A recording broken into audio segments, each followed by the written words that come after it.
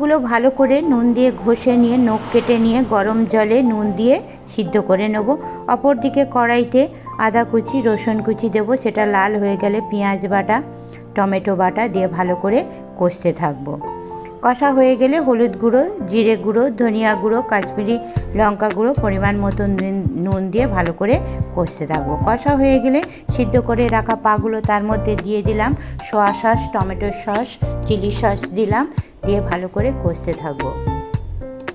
কুচিয়ে রাখা কাঁচা লঙ্কা দিলাম, পনিরের টুকরো দিলাম কটা, টমেটো এবং পেঁয়াজ কুচি দিলাম, দিয়ে কষে নেব। পরিমাণ মতন জল দেবো, কর্নফ্লাওয়ার তার মধ্যে গুলে দেব, ধনিয়া পাতা কুচি দেব, দিয়ে জলটা কমে গেলে গরম গরম পরিবেশন করব।